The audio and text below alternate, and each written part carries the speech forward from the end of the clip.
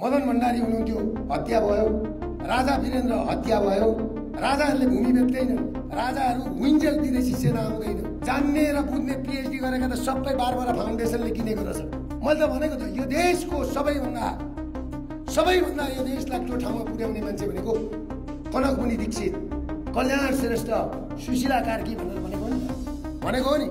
Govind केसीलाई last time इलाममा लिन गएको भन्दा सुशीला कार्की र केदार भक्त माथिमा गएका होइनन्। हेलिकप्टरमा गोविन्द केसीलाई लिएर आउने र अहिलेको प्रधानमन्त्री सुशीला कार्कीलाई म के भन्छु भने तपाईँले पार पाउनु हुँदैन। जेएनजीहरूले नि तपाईँलाई लगेर राख्नलाई गरेको होइन। तपाईँ यो देशमा मेडिकल कलेज, नर्सिङ कलेज हुनु हुँदैन भन्ने मान्छे हो तपाईँ। त्यो मान्छे हो, कुरा भन्नु भएन। गोविन्द केसी बोक्ने मान्छे तपाईँ हो। तर आज हाम्रो देशको सम्माननीय पदमा हुनुहुन्छ। तपाईँलाई मैले मान्नै पर्छ अब सम्माननीय भएको कारणले।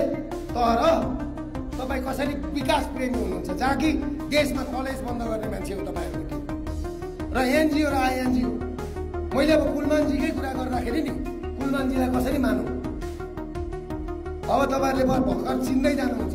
त्यसले गर्दाखेरि म तपाईँहरूलाई के भन्छु भने हामी दसैँ तिहार र छठ पछाडि यो देशमा हिन्दू राष्ट्र कायम नगरिकन वैदिक सनातन धर्म सापेक्ष किराँत बौद्ध सहितको हिन्दू अधिराज्य कायम नगरिन्जेलसम्म हामी यस्तो आन्दोलन गर्छौँ जुन आन्दोलन अब रोकिँदैन जुन र त्यो आन्दोलनको नेतृत्व हामी गर्छौँ। हामी कोठाभित्र बसेर स्ट्याटस लेख्दैनौँ र यो आजको कुरामा तपाईँहरू बुझ्नु होला। मेरो जिन्दगी यो देखाएपछि हिजो मैले कम्बोडियाको काण्ड देखाउँदाखेरि भोलिपल्ट मलाई पक्रिएको थियो नि, लगेर थुनिएको थियो।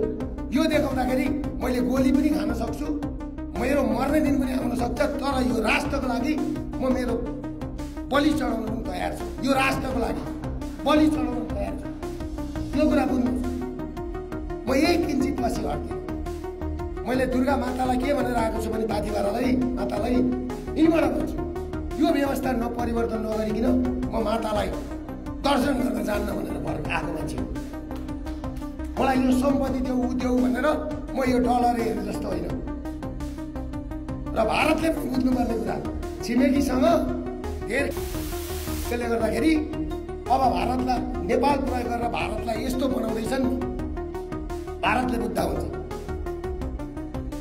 हामीले आजसम्म यत्रो आन्दोलन गर्यौँ, कोहीसँग 1 रुपियाँ पैसा लिएन, कोहीसँग